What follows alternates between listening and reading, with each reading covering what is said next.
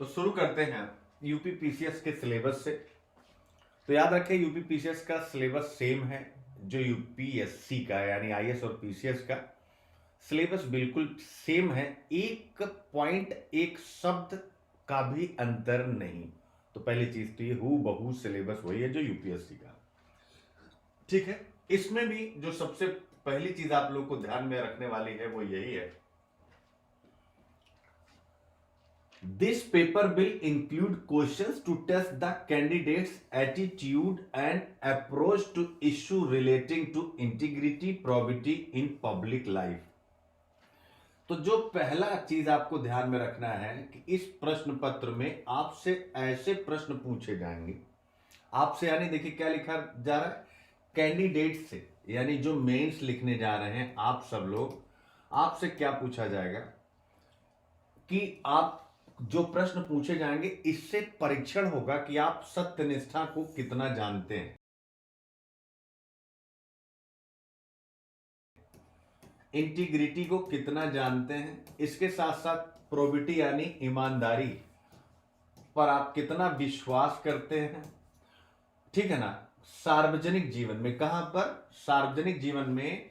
सार्वजनिक जीवन का मतलब हुआ, सार्वजनिक जीवन में इसका मतलब हुआ कि आप चाहे जब आप पीसीएस हो जाएंगे तब, यानी एसडीएम हो गए, डीएसपी हो गए, तब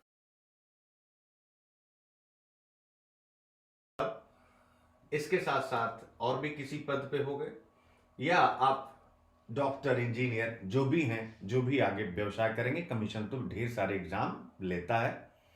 ठीक है, तो सार्वजनिक सेवा में यानी जब आप एक लोक सेवक हो जाएंगे।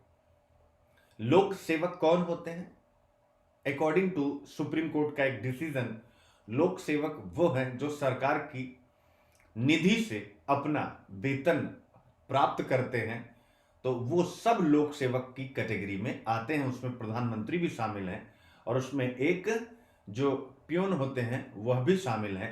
ध्यान रखिएगा, ये सब लोक सेवक होते हैं। लोक सेवक का मतलब ये मत समझिएगा केवल जो सिविल सेवा के अधिकारी होते हैं, आईएएस पीसीएस से नहीं, लोक सेवक में सब। इसलिए इसका, इस पेपर का जो फलक है वो बहुत बड़ा है, बहुत विराट है। तो सार्वजनिक जीवन में यानी जब आप किसी पद पर बैठे होते हैं, तो जरा कॉन्सेप्ट को पकड़िएगा, जब आप किसी पद पर बैठे होते हैं उस समय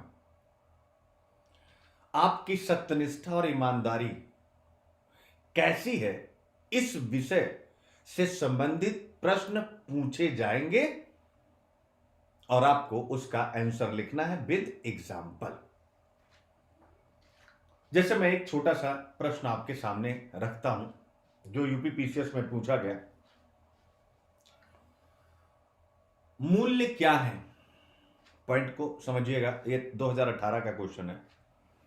मूल्य क्या है और मूल्यों का केंद्रीय तत्व आपसे पूछा था, यानी मूल्य क्या है और मूल्य के केंद्रीय तत्व क्या होते हैं वो आपको बताना। यानी व्हाट इज वैल्यू, वैल्यू क्या है और वैल्यू का जो सेंट्रल एलिमेंट है वो क्या है, ऐसा प्रश्न आपसे पूछा।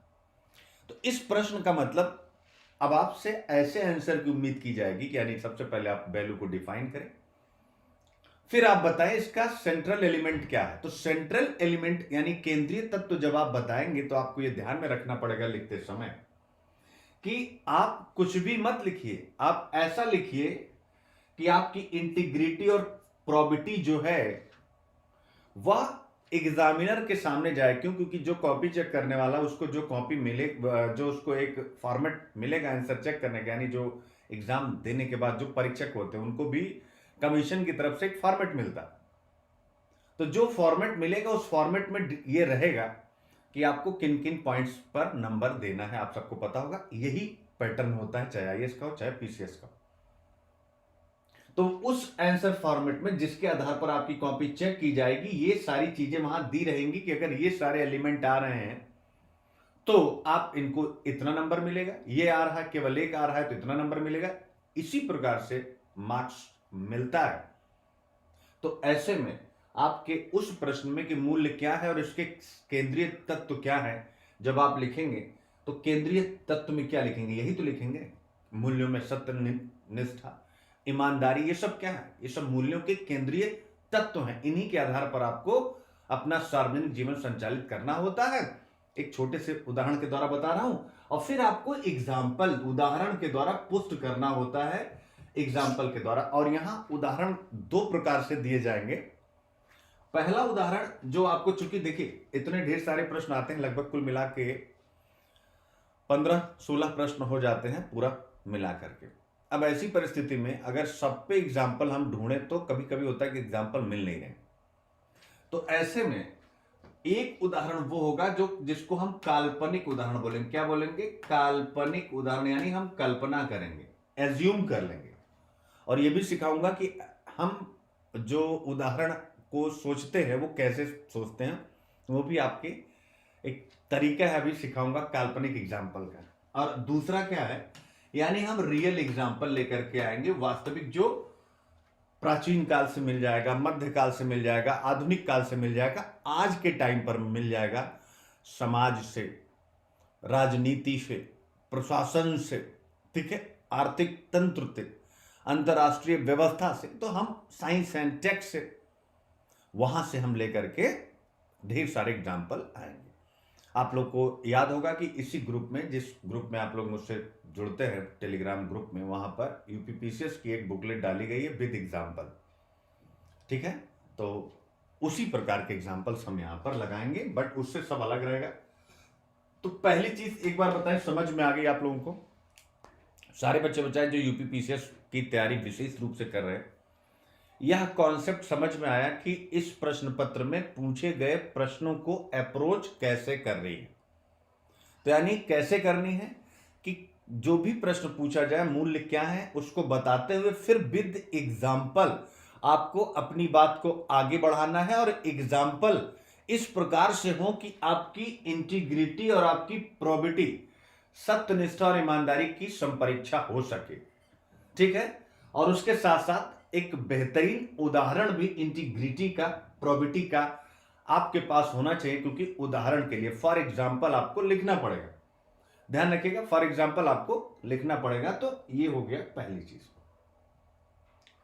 एग्जाम्पल के लिए मैंने बता दिया कि रियल लाइफ या आप काल्पनिक एग्जाम्पल के साथ चलेंगे। काल्पनिक एग्जाम्पल का मतलब होता है, जैसे जो यूपीएससी में यानी आईएएस के एग्जाम में जो केस स्टडीज आई हैं और आपके यूपीपीसीएस में जो केस स्टडीज आई हैं, उनको हम छोटा करके वही एग्जाम्पल के रूप में लिख दें, क्योंकि वो सब जो केस स्टडियां हैं, उन सभी केस स्टडीज में जो आप लोगों से क्या पूछता है, आपको एक एथिकल डिलेमा में फंसा देता है। एक एथिकल कि आप एक लोक सेवक हैं, बड़े ईमानदार हैं, एक पूरी कहानी बताया।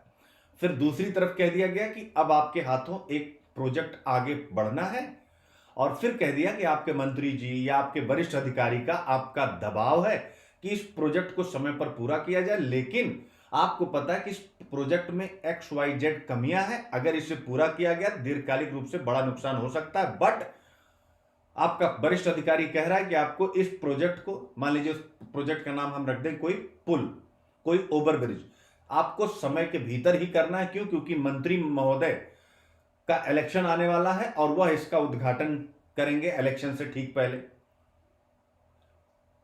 आप अपने वरिष्ठ अधिकारी को समझा रहे हैं कि यह संभव नहीं है, क्योंकि दिक्कत है, पोल जो है ब्रिज पर वो गिर सकते हैं, उसमें छिद्र मैंने खुद अपनी आंखों से देखे। तब भी आपका वरिष्ठ अधिकारी कहता है कि जैसा किया जा रहा वैसा करिए, और उन्हीं मंत्री के हाथों आने वाले समय में तुम्हारा प्रमोशन और भी चीजें छिपी हुई हैं। यानी आपको संकेत कर दिया गया कि आपको मतलब प्रमोशन भी मिलेगा, लेकिन अगर आप नहीं करते हैं तो फिर और भी बहुत सी चीजें हैं जो आपको नुकसान कर सकती।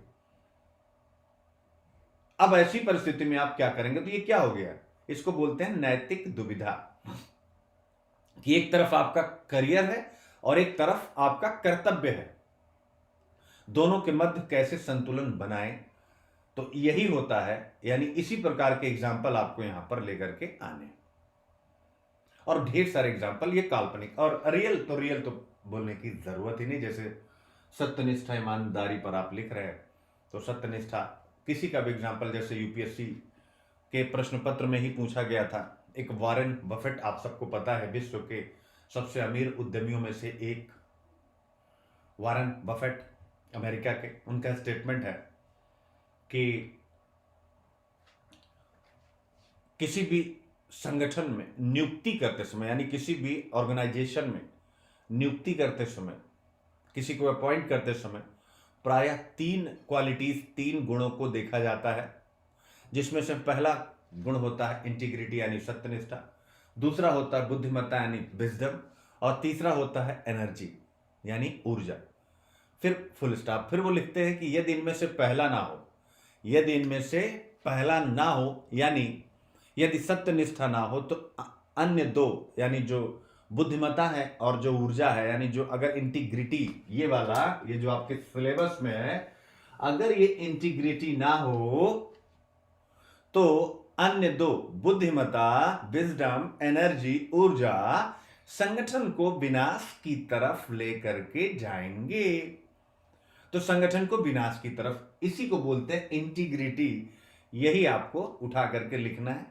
तो इसका मतलब, इंटीग्रिटी का मतलब क्या हो गया? ऑर्गेनाइजेशन यानी संगठन के प्रति, उस संगठन में काम करने वाले व्यक्ति की निष्ठा, और जिस व्यक्ति में यह निष्ठा होगी, हम यह कहेंगे कि वह सत्यनिष्ठा के बुनियादी मूल्यों से जुड़ा हुआ है। ठीक है, क्या कहेंगे? सत्यनिष्ठा के बुनियादी मूल्यों से जुड़ा हुआ है। ये हो गया आपका सत्यनिष्ठा। ठीक है, तो हम वहां से एग्जांपल ले सकते हैं, कहीं से भी ले सकते हैं। फिर इसके बाद प्रोबिटी। अब प्रोबिटी का आप क्या कहेंगे? तो प्रोबिटी है ईमानदारी। अब ये भी आएगा कि यार सत्यनिष्ठा और ईमानदारी में अंतर क्या है? दोनों तो एक ही चीज है। जी नहीं, सत्यनिष्ठा और ईमानदारी में भाव वही है कि सत्यनिष्ठ वही रह पाएगा जो ईमानदार होगा, उसके अंदर ईमानदारी का गुण होगा। और ईमानदारी क्या होती है? एक सद्गुण होता है। सद्गुण क्या होता है? वर्चू इंग्लिश में बोलते हैं। सद्गुण यानी सतत अभ्यास से अर्जित गुण। सद्गुण क्या होता है? वर्चू क्या होता है? सतत अभ्यास से अर्जित गुण। एक ऐसा गुण जिसे आपने तुरंत प्राप्त ना किया हो, आप उस पर किए हो, यानी ईमानदारी पर चलना, समझ रहे हैं ना, उसको हम बोलेंगे सद्गुण। तो एक सद्गुण ये कैसे आएगा आपके अंदर? जब आप उस पर अनवरत काम करेंगे, जब उस पर आप चलेंगे। तो सत्यनिष्ठा प्रायः संगठन के प्रति होती है।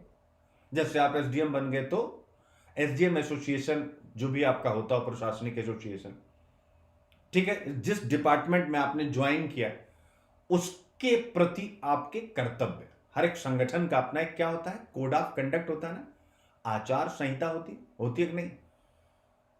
हर एक संगठन की एक कोड ऑफ कंडक्ट होता है। तो कोड ऑफ कंडक्ट का अनुपालन करना, यानी संगठन के नियम कानूनों को मानना, ये सत्यनिष्ठा है। हर एक पद पर, चाहे वो राजनेता हो, प्रधानमंत्री, या चाहे निचले स्तर का कोई भी लोक सेवक या कर्मचारी, वह जब भी कोई पद धारण करता है तो एक शपथ लेता है। हर एक पद के साथ, चाहे मुंह से बोल करके, बड़े बड़े जो भी अधिकारी होते हैं, राजनेता होते हैं, या फिर छोटे अधिकारी साइन करके, हर जगह चाहे आप अंगूठा लगा करके, एक सत्यनिष्ठा की शपथ सबको लेनी पड़ती, जो भी किसी जॉब में ज्वाइन करते हैं। तो वो सत्यनिष्ठा क्या है कि जिस संगठन में आपको रोजगार मिल रहा है, उसके प्रति आप निष्ठा रखेंगे और कभी भी संगठन के हितों के विरुद्ध कोई कार्य नहीं करेंगे। ठीक है, यह हो गया सत्यनिष्ठा। सत्यनिष्ठा महत्वपूर्ण है। नोलन समिति, वेस्टर्न में, पश्चिमी विश्व में, सार्वजनिक जीवन में नैतिकता किस प्रकार से आए, यानी एक आईएएस की लाइफ में, एक पॉलिटिशियन की लाइफ में, एक सरकारी डॉक्टर की लाइफ में, सब में, इस विषय को लेकर के नोलन समिति को सुझाव देना था। याद रखिएगा, किसको? नोलन समिति को सुझाव देना था। और उन्होंने सुझाव दिया कि 7 मूल्य होते हैं किसी भी सार्वजनिक पद पर बैठे व्यक्ति के लिए, जिनका अनुपालन उन्हें करना होता है। उनमें से जो पहला मूल्य उन्होंने बताया था, वह मूल्य इंटीग्रिटी यानी सत्यनिष्ठा ही है। आई होप सत्यनिष्ठा का कॉन्सेप्ट आप, इंटीग्रिटी का कॉन्सेप्ट आप समझ गए। ईमानदारी पे आते हैं। तो ईमानदारी क्या है? एक मूल्य है जिसमें यह अपेक्षा होती है कि चाहे निजी जीवन हो और चाहे सार्वजनिक जीवन हो, जिस व्यक्ति में ईमानदारी का गुण है वह व्यक्ति प्रत्येक जगह अपने लिए और संगठन के लिए भी उत्पादक है। तो आप ध्यान रखिएगा, यह सांगठनिक मूल्य है, इंटीग्रिटी, ऑर्गेनाइजेशनल वैल्यू है, और यह प्रोबिटी, पर्सनल वैल्यू है। दो बातें आपको ध्यान रखनी। और ये मैं क्यों बता रहा हूं यहीं पर सिलेबस में ही, क्योंकि जब भी आप देखिए कोई भी पेपर आता है, अगर आपको, अब जैसे यूपीएससी ने किसी पेपर में जीएस 1 में 2 में या यूपी पीसीएस में, अगर आप सिलेबस देखेंगे तो जीएस 1 2 3 में किसी पेपर में क्या लिखा है सिलेबस के पहले, ये सिलेबस के पहले कहीं लिखा है? चलिए बताइए मुझे, सिलेबस के पहले कहीं लिखा है कि इस प्रश्न पत्र में ऐसे प्रश्न आएंगे? आपका उत्तर आएगा नहीं सर, कहीं नहीं लिखा। तो फिर एथिक्स में क्यों लिखा है? इसलिए लिखा है कि तैयारी करते समय इन पॉइंट पर ध्यान देना, अदरवाइज कुछ भी लिखोगे नंबर तो मिलना नहीं है। यानी जैसे भारतीय शासन का संचालन करने वाली संस्थाएं जो भी विधायिका, कार्यपालिका, न्यायपालिका शासन का संचालन करती हैं, तो उनके सामने संविधान का आदर्श होता है। अगर संविधान के आदर्शों के अनुकूल शासन नहीं करेंगी तो ऑब्वियस उनके द्वारा बनाए गए कानून, विधायिका के द्वारा, एग्जीक्यूटिव के द्वारा लिए गए डिसीजन, वो क्या हो जाएंगे? अनकॉन्स्टिट्यूशनल हो जाएंगे। सेम वही है ये जीएस पेपर 4 का, ये संविधान है। ये क्या है? जीएस पेपर 4 का यूपी पीसीएस के लिए ये संविधान है, ध्यान रखिएगा। ये कॉन्स्टिट्यूशन है। ये क्या है? ये कॉन्स्टिट्यूशन है। तो जिनको ये कॉन्स्टिट्यूशन समझ में नहीं आएगा, फिर आगे के जो प्रश्न होंगे वो उसको अपने ढंग से टैकल करेंगे, और फिर क्या होगा? मार्क्स कम मिलेगा, फिर ये लगेगा कि ठीक का पेपर टफ होता है। ध्यान रखिएगा। तो दो बातें हो गई कि इस प्रश्न पत्र में ऐसे प्रश्न शामिल होंगे जो सार्वजनिक जीवन में उम्मीदवारों को सत्यनिष्ठा और ईमानदारी से संबंधित विषयों के प्रति उनकी अभिवृत्ति, ठीक है ना, ठीक है ना, क्या करेंगे? आपकी अभिवृत्ति यानी ईमानदारी के प्रति। एटीट्यूड का मतलब होता है किसी भी विचार, वस्तु या घटना को देखने का आपका नजरिया। एटीट्यूड क्या होता है? एक एक शब्द मैं समझा रहा हूं। एटीट्यूड क्या होता है? एटीट्यूड, कैंडिडेट का एटीट्यूड चेक किया जाएगा टुवर्ड्स इंटीग्रिटी एंड प्रोबिटी। तो एटीट्यूड यानी किसी भी विचार, वस्तु या घटना को आपका देखने का नजरिया। जब मान लीजिए अभी उत्तर प्रदेश में इलेक्शन होने वाले, तो आपसे क्या पूछे? किस पार्टी की सरकार आ रही? तो एक व्यक्ति कहेगा कि इस पार्टी की सरकार आ रही, क्यों आ रही वो भी बताएंगे। दूसरे वाले कहेंगे इनकी आ रही, क्यों आ रही। तीसरे वाले कहेंगे इनकी आ रही। चौथे वाले कहेंगे भाई हमें कुछ इससे मतलब नहीं, कुछ भी ऐसा। तो ये उत्तर प्रदेश के चुनाव पर आपकी प्रतिक्रिया है। क्या है? उत्तर प्रदेश के चुनाव पर आपकी प्रतिक्रिया है। तो वैसे ही यूपीएससी आपसे कुछ, आपके साथ यूपी पीसीएस आपके सामने कुछ प्रश्न रखेगा, यूपी कमीशन आपके सामने कुछ प्रश्न रखेगा। उस प्रश्न के माध्यम से चेक किया जाएगा कैंडिडेट यानी आपकी इंटीग्रिटी एंड प्रोबिटी। तो ये आप जैसे मेंस निकलने के बाद आप इंटरव्यू देते हैं, ये सेम उसी प्रकार मेंस में आपका इंटरव्यू है, आपकी पर्सनालिटी का टेस्ट है। और उस टेस्ट में कुछ पॉइंट आपके सामने हैं। ये 2 पॉइंट अभी आ गए, अभी और भी पॉइंट आने वाले।